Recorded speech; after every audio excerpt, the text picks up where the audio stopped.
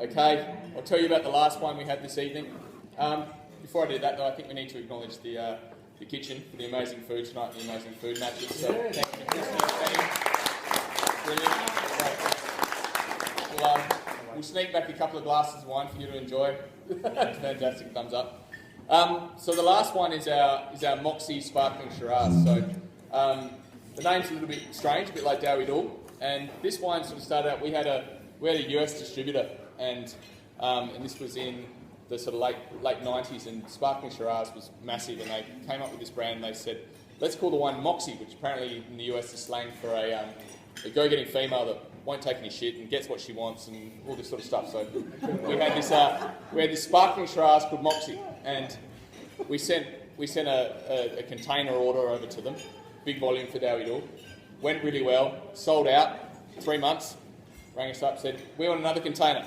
Got the container ready, packaged it, labelled it, at the port, about to go, and we got this letter from Pepsi. We opened the envelope and it said, Dear Dowie Doole, cease and desist, we own the trademark Moxie in the US for an energy drink, and you can't use that brand name. So we went, far out, what do we do? So we had this container of Sparkling Shiraz sitting at the wharf, and we've got this great agent in Germany called Martin Appel, and he's a tiny agent in Castle, and he imports only New World wines from Australia and the US. And so he said, I'll do you a deal, and he got a good price, admittedly. And he imported this container of Sparkling Shiraz into Germany. And every year we attend a show in November called Foreign Vinny, and I'm going to go over to that. And someone was talking down here before, gentleman over here, about Sparkling Shiraz, that it's a bit strange and you have to have your first glass to kind of get used to it. And you think it's strange in Australia. You tried selling Sparkling Shiraz in Europe.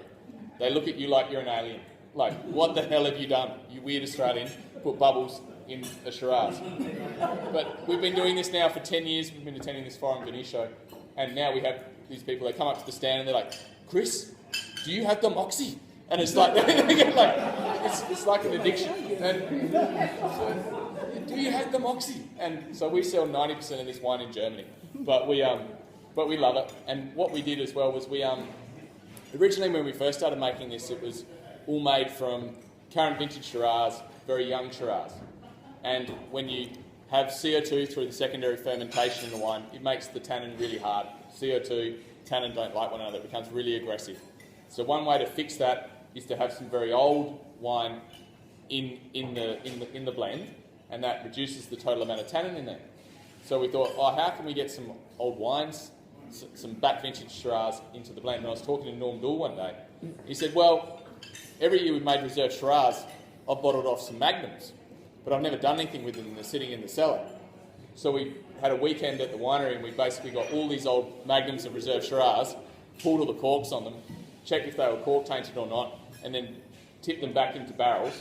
And so now we keep this barrel blend as a base, and it's got every vintage of Shiraz from 1996 through to 2000, this particular blend of Moxie, through to 2014. And every year we take some out, we bottle some more of the Shiraz, and then we top it up with some new wine. So it's a non-vintage blend going from every year Dowie Doole's ever existed through to current. All of our reserve Shiraz, California Road Shiraz, our top 2 wines, go into this. And the lovely thing about that with the Sparkling Shiraz is because the older wine has less tannin, looks less aggressive with CO2 in it, we can keep the dosage down. So when you make a sparkling, you dosage it when you pull the cork out and get rid of the yeast from the secondary fermentation.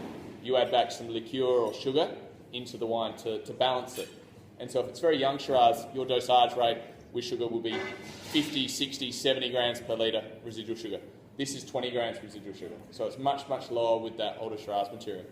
But it still looks sweet and juicy on the palate and full and rich. And you can't make this if you just get some 2015 Shiraz and re-ferment it. It just cannot happen. So we're limited by how much we can make because we only have so much of the Solero system. But it's just a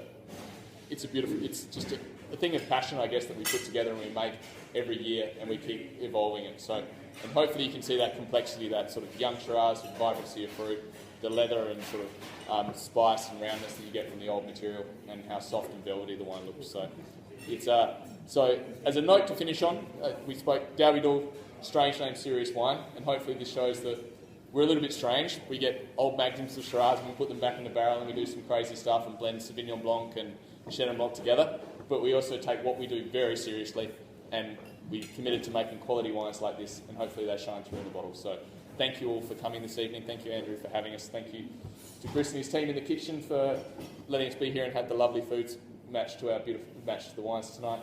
And thank you so much for coming, and hopefully the next time somebody says to you, do you know the brand Dowie Doole? You go, yeah, I know that one, rather than who's that? So thank you so much, and I hope you all enjoyed yourselves.